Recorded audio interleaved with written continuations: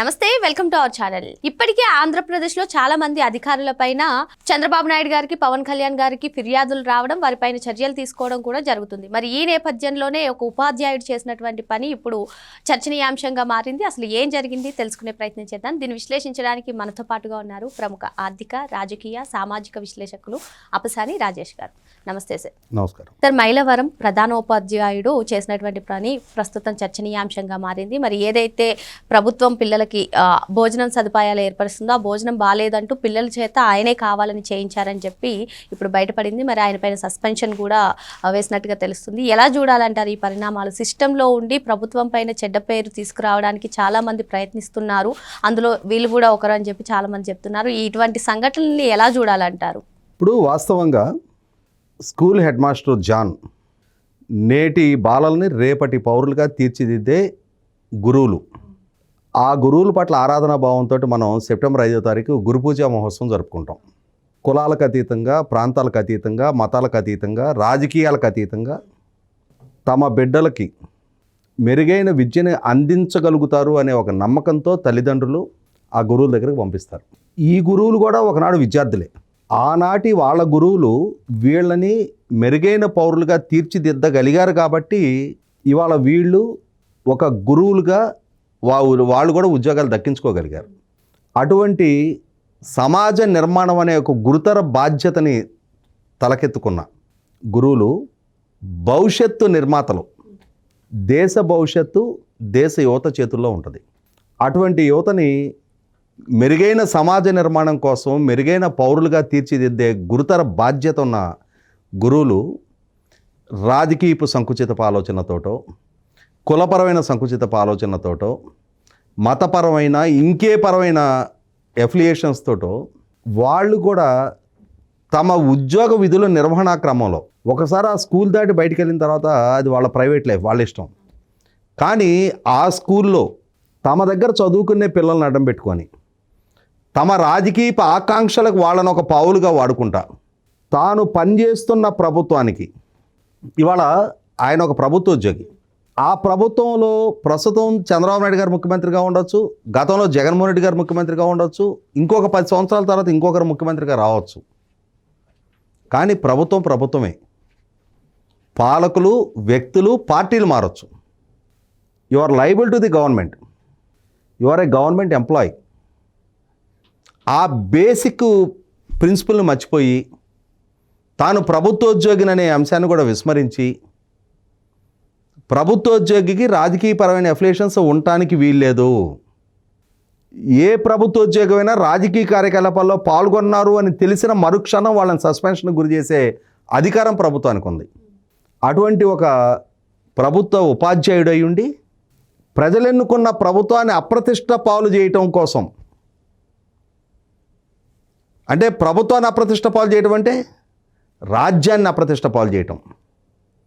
అప్రతిష్ట పాలు చేయటం కోసం ప్రభుత్వం స్కూల్ ఏజ్ పిల్లలకి మిడ్ డే మీల్స్ పెడతా ఉంటారు. ఎప్పటి నుంచో జరుగుతుంది, ఎన్నో దశాబ్దాలుగా. మేము హై స్కూల్ ఏజ్లో ఉన్నప్పటి నుంచి, అప్పుడు మేము ఎలిమెంటరీ స్కూల్ పాస్ అయ్యి హై స్కూల్కి వెళ్ళిన తర్వాత ఎలిమెంటరీ స్కూల్స్లో బిగిన్ చేశారు. అది గడిచిన 4 దశాబ్దాలుగా స్కూల్స్లో అమలవుతా ఉన్న మధ్యాహ్న భోజన పథకం. ఆ పథకాన్ని పెట్టిన కారణం కూడా ఏంటి అంటే, సహజంగా రెక్కల ముక్కలు చేసుకునే రైతు కూలీలు, కుల వృత్తుల వాళ్ళు పనులకు వెళ్ళి ఆ పనులకు వెళ్ళే క్రమంలో ఆ రోజుల్లో తమ పిల్లలను కూడా బాల కార్మికులుగా వాళ్ళతో పాటు కూలి పనులకు తీసుకెళ్తాన నేపథ్యంలో మీరు వాళ్ళని మీలాగానే కూలీలుగా ఎందుకు మారుస్తూ ఉన్నారు? ఏ పుట్టలో ఏ పాముందో, ఏ మట్టిలో ఏ మాణిక్యం ఉందో మీరు వాళ్ళని స్కూల్స్కి పంపించండి అని చెప్పని, అంటే లిటరసీ రేటు పెంచడం కోసం ప్రభుత్వం వాళ్ళని చైతన్యపరిచే క్రమంలో వాళ్ళు మేము పనులకు వెళ్ళిపోతే మధ్యాహ్నం పూట వీళ్ళకి ఆలనాపాలన చూసేది ఎవరు అని చెప్పిన సంశయం వాళ్ళ వైపు నుంచి తలెత్తిన క్రమంలో, అదే సందర్భంలో వీళ్ళ చదువు తల్లిదండ్రులకు కూడా భారం కాకూడదనే ఉద్దేశంతో ప్రభుత్వాలు వీళ్ళకి యూనిఫామ్స్, బుక్స్, వీళ్ళకి భోజన వసతి కూడా ప్రభుత్వం కల్పించి వాళ్ళని చదివిస్తూ ఉంది. మెరుగైన సమాజ నిర్మాణం కోసం ఇదే క్రమంలో మెరుగైన పోషక విలువలతో కూడిన ఆహారం వాళ్ళకి మాల్ న్యూట్రిషన్ గతంలో పోషకాలు లేని కారణంగా చాలామంది సరైన పోషక విలువలు లేని ఆహారం తినటంతో పిల్లల్లో కొన్ని అనారోగ్య సమస్యలు తలెత్తూ ఉండేవి. వాటిని అన్నింటినీ అధిగమించడం కోసం కూడా ప్రభుత్వం మెరుగైన పోషక విలువలు కలిగిన ఆహారం పిల్లలకు అందిస్తూ వాళ్ళని చదివిస్తూ ఉంది. ఈ చదివించే క్రమంలో స్కూల్కి వస్తున్న పిల్లలకి తల్లికి వందనం పేరిట ఎంతమంది పిల్లలుంటే అంతమందికి తల్లిదండ్రులకి ఆర్థిక సహాయం కూడా చేస్తూ ఉన్నారు. అంటే లిటరసీ స్కూల్ డ్రాప్ అవుట్స్ ఉండకూడదు అని చెప్పని లిటరసీ పర్సంటేజ్ పెరగాలి అని చెప్పని, తద్వారా మెరుగైన సమాజ నిర్మాణం జరగాలి అని చెప్పని, నేటి బాలలు రేపు మెరుగైన పౌరులుగా తీర్చిదిద్దబడాలి అని చెప్పని ప్రభుత్వాలు సంకల్పిస్తూ ఉంటే అటువంటి ప్రభుత్వాలని రాజకీయపు సంకుచిత ఆలోచనతో అప్రతిష్ట పాలు చేయడానికి ఈ జాన్ అనే ఉపాధ్యాయుడు అతను ఏం చేశాడు, నిన్న ఆ మిడ్ డే మీల్స్ బాగాలేదు, substandard quality mid day meals serve చేస్తూ ఉన్నారు, అది పాసిపోయింది, రుచి పచి లేదు అని చెప్పని పిల్లలందరి చేత డస్ట్బిన్లో పడేయించాడు ఆహారాన్ని. మామూలుగా మనం అన్నం పరబ్రహ్మ స్వరూపం అంటారు. అన్నం విలువ తెలిసిన ఏ వ్యక్తి కూడా వృధాగా తినాల్సిన అన్నాన్ని డస్ట్బిన్ పాలు చేయడం. కానీ అంటే తెలియని పిల్లలకి చెప్పాల్సిన గురుస్థానంలో ఉన్న వ్యక్తి అన్నం విలువ ఆ పిల్లలకి తెలియజెప్పి అన్నం వృధా చేయరాదు అని చెప్పని బోర్డులు పెట్టుంటాయి మనకి. అటువంటి దగ్గర ఆ పిల్లల చేత మొత్తం అన్నాన్ని డస్ట్బిన్లో పడేయించి ఒక వీడియో తయారు చేయించి మధ్యాహ్న భోజనం రుచి పచి లేని నాణ్యత లేని భోజనం పిల్లలకి పెడుతున్నారు అని చెప్పని ప్రభుత్వాన్ని అప్రతిష్ట పాలు చేయడం కోసం. ఇక్కడ గమనించుకోవాల్సింది ఎవరు, ముఖ్యమంత్రి గారు వచ్చి అక్కడ అన్నం వండి పెడుతున్నారా? పోనీ ఆ స్కూల్ వరకు ఆ స్కూల్లో ఎవరైనా అక్కడ స్థానిక తెలుగుదేశం పార్టీయో అక్కడ జనసేన పార్టీ నాయకులు భారతీయ జనతా పార్టీ నాయకులు అన్నం వండి పెడుతున్నారా? ఒక సెంట్రలైజ్డ్ కిచెన్ ద్వారా అక్షయ్ ఫౌండేషన్ ద్వారా ఆ ప్రాంతంలో ఉన్న అన్ని స్కూళ్ళకి అన్నం సరఫరా చేయబడతా ఉంది, ఆహారం సరఫరా చేయబడతా ఉంది, భోజనం. మరి ఏ స్కూల్లో లేని కంప్లైంటు సెంట్రలైజ్డ్ కిచెన్లో ఒకవేళ ఆ రోజు ఆహార నాణ్యత దెబ్బతింటే అన్ని స్కూళ్ళకి ఆ సబ్స్టాండర్డ్ క్వాలిటీ ఆహారమే సప్లై అవ్వాలి. అన్ని స్కూళ్ళకి బాగున్న ఆహారం వచ్చి ఈ ఒక్క స్కూల్కి బాలేని ఆహారం వచ్చింది అని అంటే సేమ్ అదే సెంట్రలైజ్డ్ కిచెను వాళ్ళు వండి పంపించిన భోజనమే. కాబట్టి ఒక్క స్కూల్కి రావడానికి ఆస్కారమే లేదు.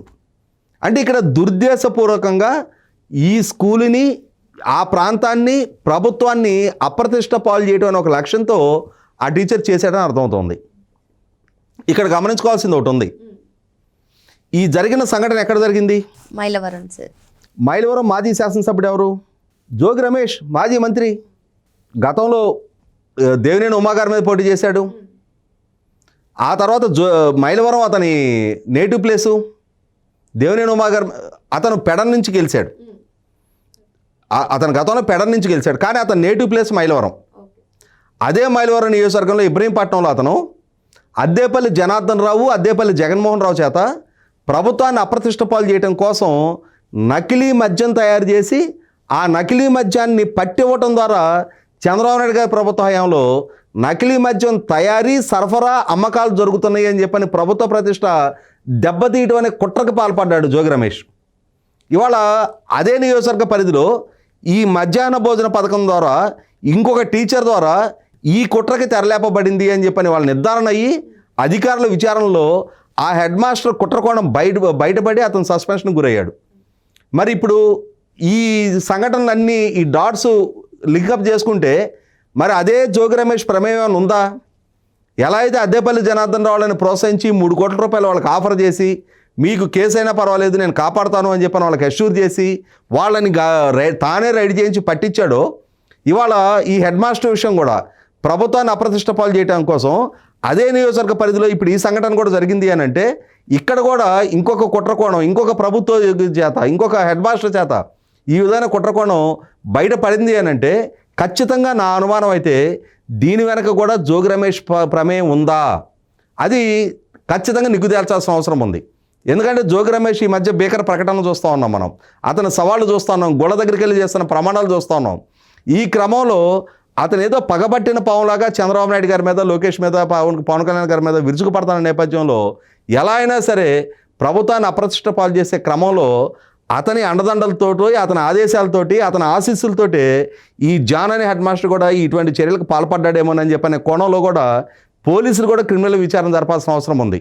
ఇవాళ ఆ కన్సర్న్డ్ విద్యాశాఖ అధికారులు వెళ్ళారు, విచారించారు, ఇతను తప్పు నిర్ధారణ అయింది, అతను సస్పెండ్ చేశారు. కానీ ఈ విషయంలో నేను చెప్పిన ఈ కుట్రకోణం విషయంలో కూడా ఆలోచన చేసి అవసరమైతే పోలీసు విచారణ కూడా చేసి ఈ విషయంలో కూడా జోగి రమేష్ ప్రమేయం ఉందేమోనని చెప్పని నిగ్గుదాల్చాల్సిన అవసరం, బాధ్యత అయితే ప్రభుత్వం మీద ఉంది. మరో అంశంతో మళ్ళీ కలుద్దాం. Thank you sir.